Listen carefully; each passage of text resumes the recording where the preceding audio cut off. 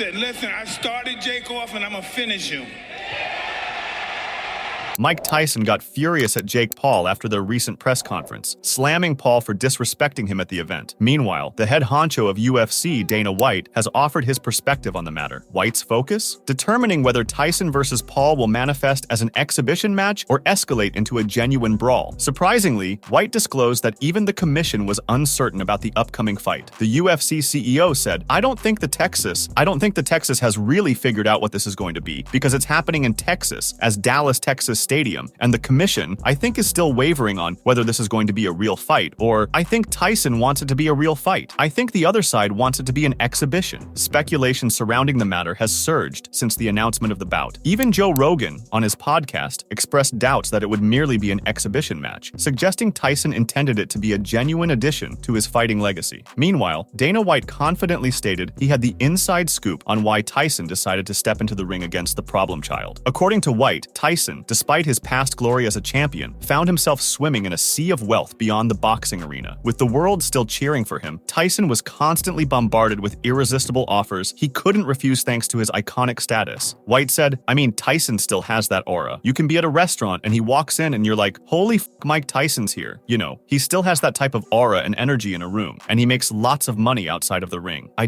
think that he ends up getting these offers that he can't refuse. But the UFC president also thought Tyson was a man of his own. Therefore, he acted in accordance with his moral convictions. Teddy Atlas, renowned in the Boxing Hall of Fame and once mentor to the legendary Mike Tyson, also shared his insights on the much-anticipated fight. Teddy Atlas mentioned to Boxing King Media that Tyson is likely being paid a substantial amount of money. He suggested that the reality of the situation would only become clear in time. What do I make of it?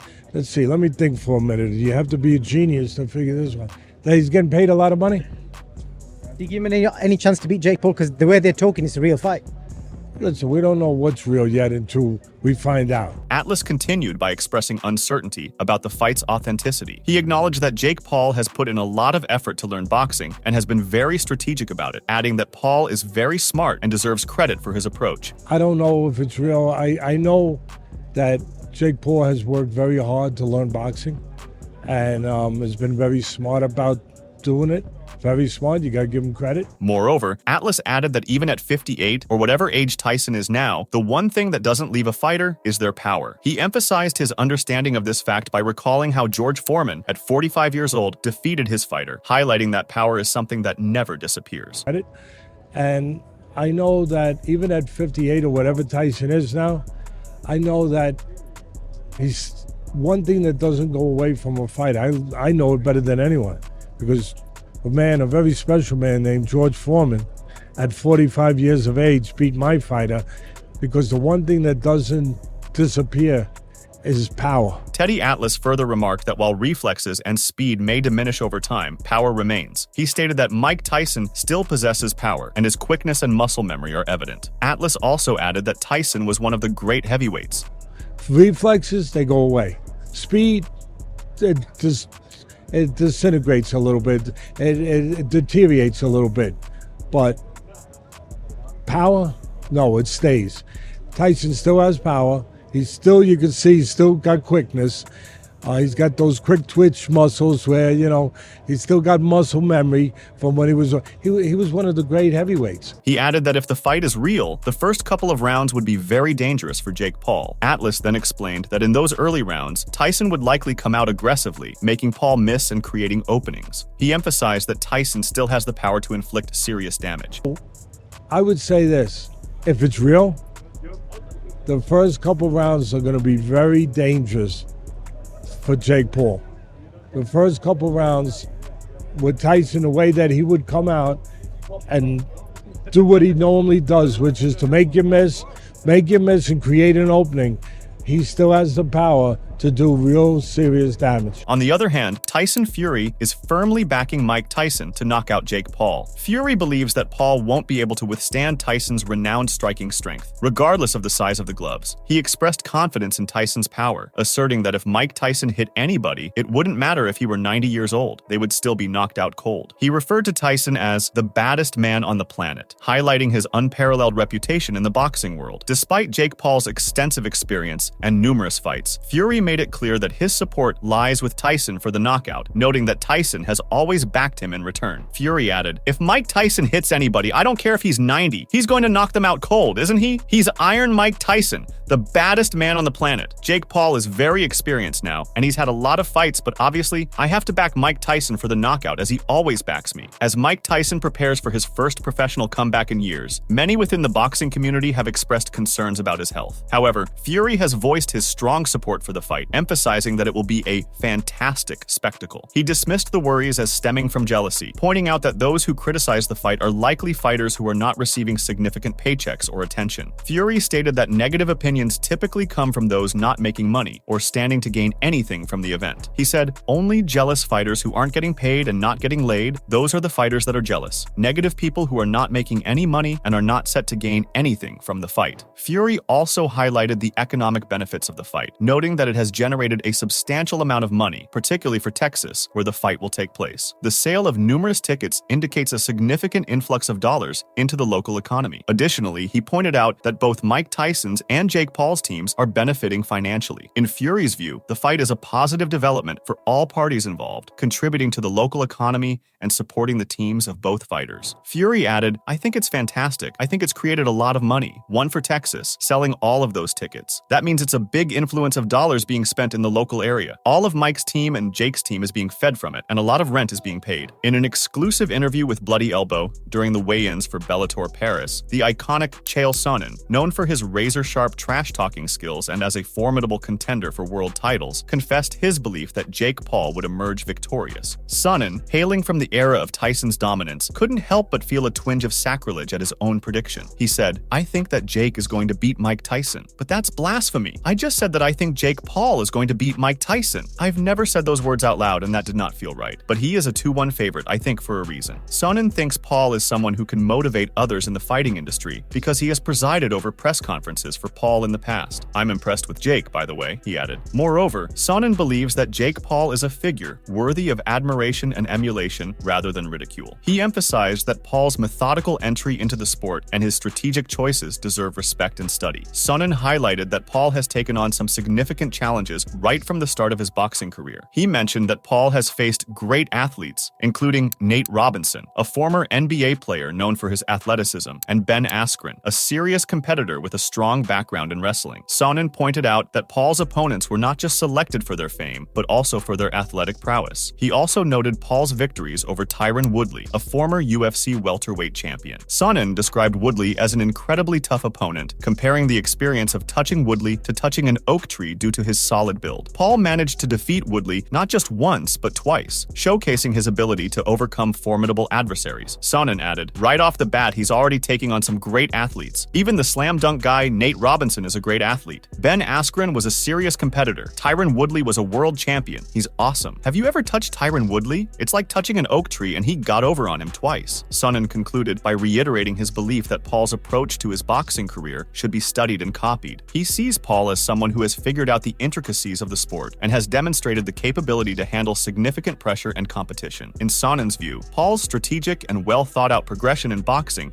sets a valuable example for others to follow. Demetrius Johnson is worried about Mike Tyson in this situation. The experienced fighter's tendency to keep throwing forward blows is the reason he voiced this worry. When boxing, Jake Paul is defensive and strategic, meaning he will wait for the ideal opportunity to attack while Mike advances. Mike Tyson's trick in this battle is that he might need to change up his boxing technique because his reflexes from his prime are long gone. He will undoubtedly be cut if he just advances without waiting for Jake Paul to come back. This is exactly what Mighty Mouse is concerned about, as he said. That's going to be the hardest thing for Mike, is to not get caught with something when he's trying to get to Jake Paul. Right, because we know Mike Tyson is going to go forward, and Jake Paul does have that uppercut that he hit Homeboy with, that he can probably hit Tyson with as well, because Tyson does duck his head to get into the void and get across it. These concerns take on a completely different significance when considering the risk of permanent brain damage that someone of Mike Tyson's age faces from repeated punches to the face. Being punched in your 20s versus your late 50s isn't comparable. Father Time catches up with us all. Those expressing apprehension about Mike Tyson have valid reasons. We're just about 2 months away from the highly anticipated live event, where the outcome will inevitably alter the trajectory of both fighters. In a recent press conference, Jake Paul made a bold promise to his fans, asserting that on July 20th, he would knock out Mike Tyson. He confidently claimed that Tyson would feel his power and that he, Paul, Paul would be remembered as the man who put Tyson to sleep for the last time. He said, "What I promised to the people is on July 20th. Mike will be put to sleep and he will feel my power, and I will go down as the man who put Tyson to sleep for the last time." Mike Tyson, however, was quick to dismiss Paul's bravado. Tyson argued that Paul lacked the knockout power to defeat him, referencing Paul's inability to knock out Nate Diaz, who is significantly lighter than Tyson. Tyson pointed out that Paul couldn't even knock out Anderson Silva and struggled to defeat Tommy Fury. Tyson questioned Paul's track record, noting that Paul has only managed to knock out less formidable opponents, implying that Paul has never faced a truly tough opponent like himself. Tyson countered, "He's not going to win. He can't even knock out Nate Diaz, who is like 40 pounds. How's he going to knock me out? Who's the other guy? Anderson Silva. He didn't knock out Tommy Fury. He didn't knock those little guys out. How's he going to knock me out? Who did he knock out? Little children. He never knocked out a real man." The fighters also addressed rumors that the fight might be fixed. Jake Paul vehemently denied these allegations, warning skeptics to maintain their doubts until he proves them wrong by knocking out Tyson. He also highlighted the serious legal implications of fixing a fight, calling such an act a federal crime. Paul was adamant that the fight would be legitimate and that he was determined to defeat Tyson. "I hope y'all keep that same energy when I knock this old man the f*** out. Clearly, they don't have a high IQ in here, but that's a federal crime," said Paul, while Tyson simply said, "I started Jake off and I'm gonna finish him." Tyson, unfazed by Paul's remarks, confidently stated that he would not lose to Paul. He reminded everyone that he had supported Paul at the start of his boxing journey and that he intended to be the one to bring it to an end. As would be expected at an event to build the event, the fighters took turns taunting one another, with a nod towards the 1990 bout that Tyson engaged in with Buster Douglas, with the influencer nodding to the 1990 fight Tyson had with Buster Douglas 7 years before Paul was born, saying, "Hey, Buster Douglas was fat. Am I right? I know, but you know, Buster Douglas, I'm better. I'm going to end you quicker than he did, and you'll remember that forever. You started me off. I appreciate that. Mike, I love you. I love you like a father loves his son, but I must discipline you. You're going down, man." Some are fearful for Tyson going into the fight. Others think he will blitz Paul, but asked whether there was a chance the event could legitimize Paul as a fighter, he answered, "They say he's the baddest man on the planet, so let's find out. Apparently, he's the final boss. I love the biggest challenges in the world.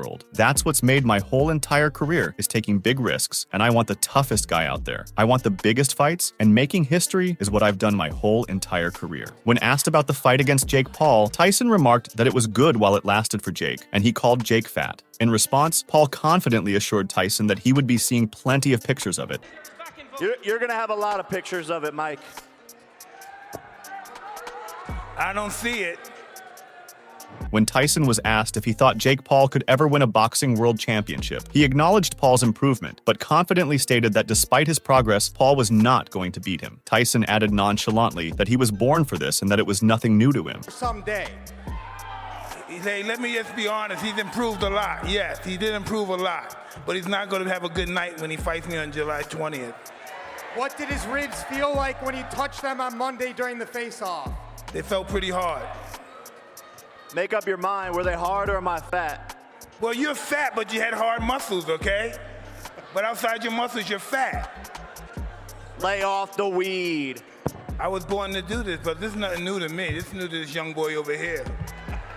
When questioned about his age and whether he was too old to fight, Mike Tyson dismissively replied, "Who is saying that?" He claimed that he had never heard anyone saying something like this. The reporter chose not to respond, leaving Tyson's challenge hanging in the air. Moreover, the fighters displayed their preparation and resolve unmistakably as the meeting drew to a close. When asked which round he intended to finish Jake Paul, Tyson declared confidently that he would end it in the first round with the first punch. Taking place in the first place at all because of your differences, particularly your age. Well, I don't see too many people critical about it. Look at this. Ha, ha, ha, ha. Critics, I mean. Excuse me? Critics, people in the Who? industry. Tell me who. Name it somebody. Folks. You? Who? No, folks who say it. Thanks. Yeah, I know. Thanks. He get hit. The first punch. Do you think I could get a signature? Excuse me? Do you think I could get your signature? Yeah, you can get that. During the same press conference, Mike Tyson startled a reporter when a journalist tried to confront him about what he saw as apparent contradictions between words and actions. This led to Jake Paul adeptly sidestepping the inquiry, inadvertently provoking a fiery response from Tyson. The reporter questioned when Jake Paul would actually fight a contender in his weight class instead of doing gimmick fights. Paul responded, suggesting that the reporter had just called Mike Tyson a gimmick. The reporter tried to clarify his words, expressing respect for Mike Tyson and acknowledging his age. He mentioned mentioned that Tyson is 58 years old or will be at the time of the fight. Tyson didn't take it well, repeatedly asking the reporter what he had just called him. The reporter denied calling Tyson anything, his voice showing panic. Tyson's intimidating glare swiftly diffused the tension, setting the stage for their upcoming match, where such confrontations are likely to re-emerge before they face off in the ring. And you want to be a contender and be a title holder. So then when in your career are you going to actually fight a contender in your weight class and not do gimmick fights? I think he just called Mike Tyson a gimmick. Mike Tyson's 58 years old, or will be at the time of the fight. Yes. So as will much you as I fight him? respect Mike Tyson Will you and fight him? his, What did you just call me again? I didn't call you anything. What did you call me? I didn't call you anything.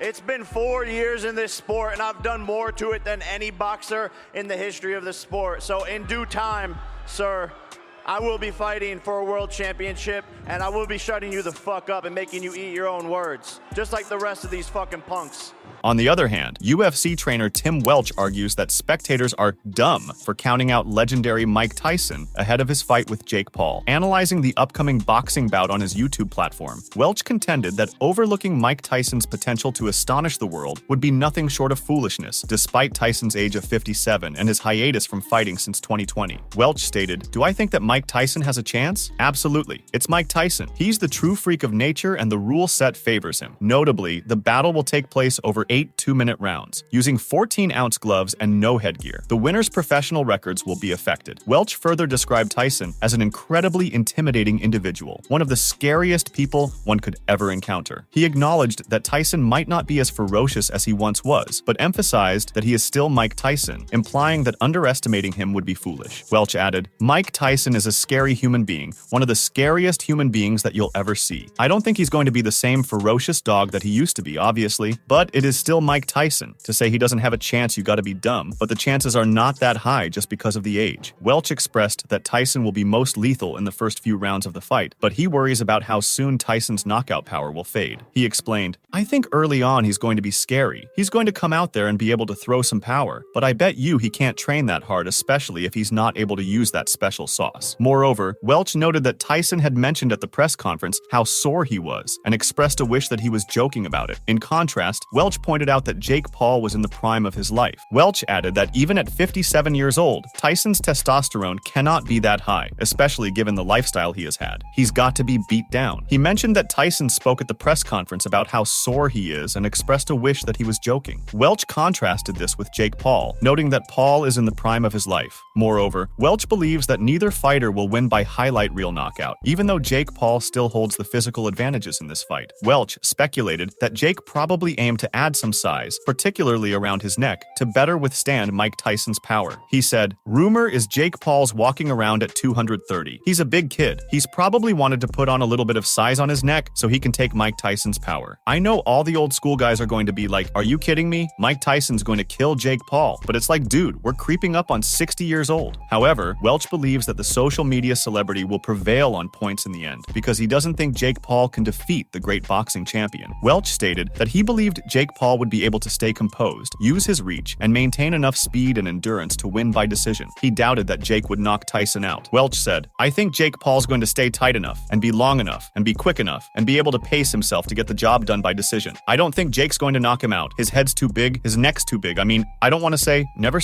but I think Jake Paul is going to win a decision." Make sure to check out some of our other videos on the screen if you enjoyed this one.